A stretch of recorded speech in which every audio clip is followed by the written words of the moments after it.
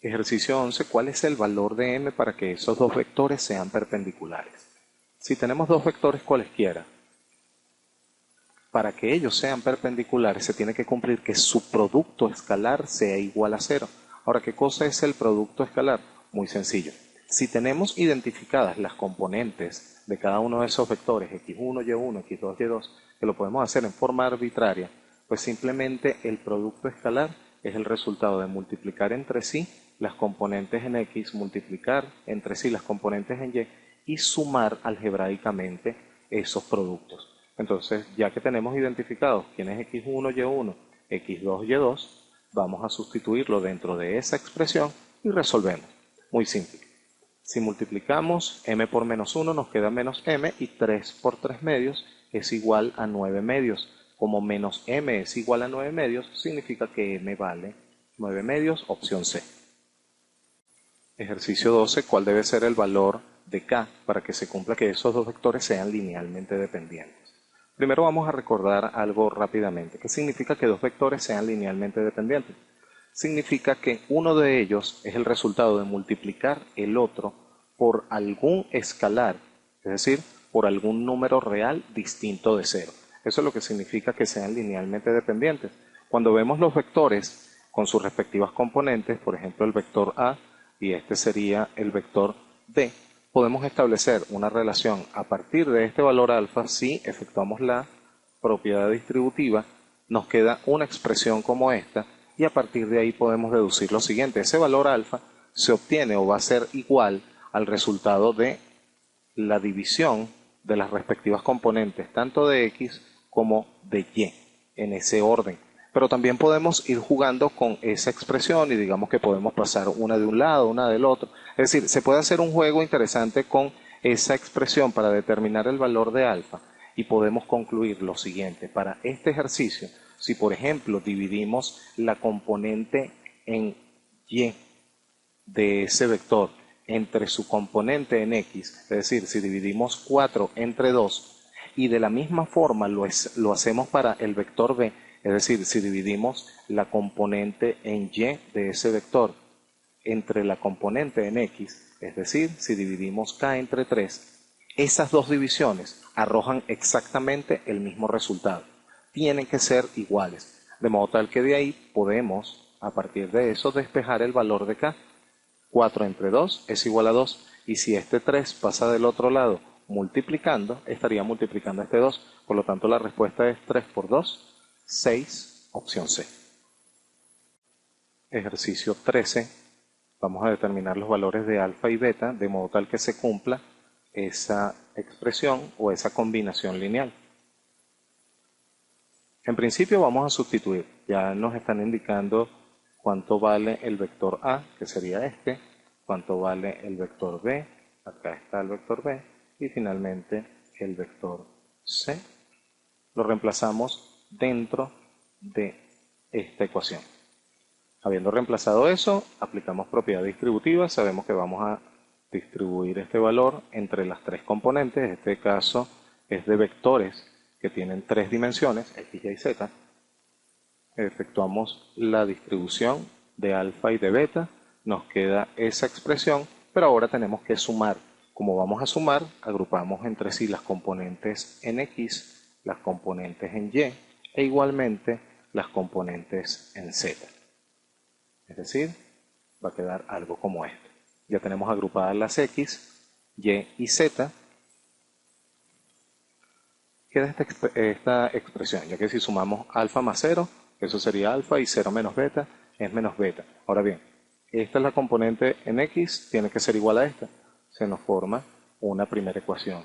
Componente en y es esta, tendríamos una siguiente expresión, y finalmente en z debe ser igual a esto. Queda este sistema, pero es inmediato, ya que aquí me está indicando que alfa vale 2, y si menos 3 es igual a menos beta, eso significa que beta vale 3. Entonces ya tenemos los valores de alfa y beta. Alfa vale 2, beta vale 3. La respuesta es la opción D. Ejercicio 14. Vamos a verificar cuáles de esos pares de vectores son linealmente dependientes. Vamos a comenzar con el primer par.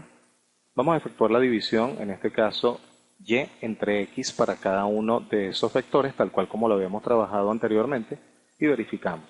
Si efectuamos esta división, menos 3 entre 2, es decir, menos 3 medios, ¿será igual que menos 9 entre 3? No.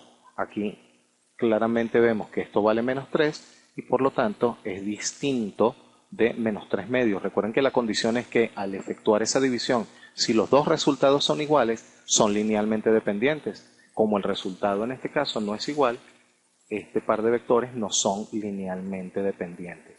Si vemos este, es inmediato que no van a ser linealmente dependientes. Si efectuamos la división solamente de los signos, este es negativo y este es positivo. Acá la división de los signos da como resultado negativo.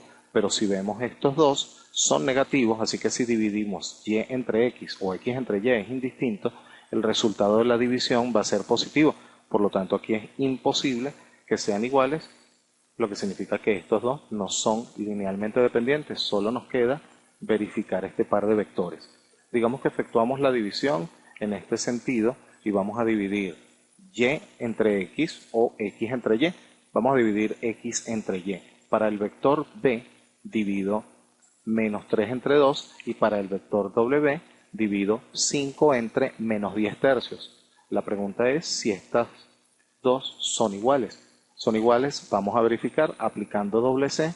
Aquí tendríamos que multiplicar 3 por 5, es decir, estaría quedando 15 sobre menos 10 o menos 15 sobre 10. Recordemos que es indistinto el signo.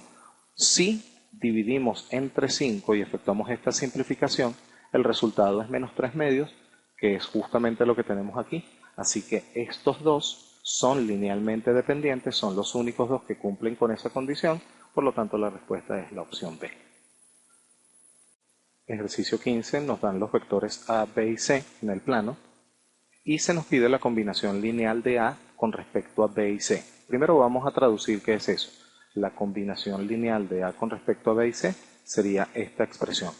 Quiere decir que todo se resume a determinar los valores de alfa y beta. Vamos a identificar primero cada uno de los vectores y luego jugamos con esa ecuación vectorial.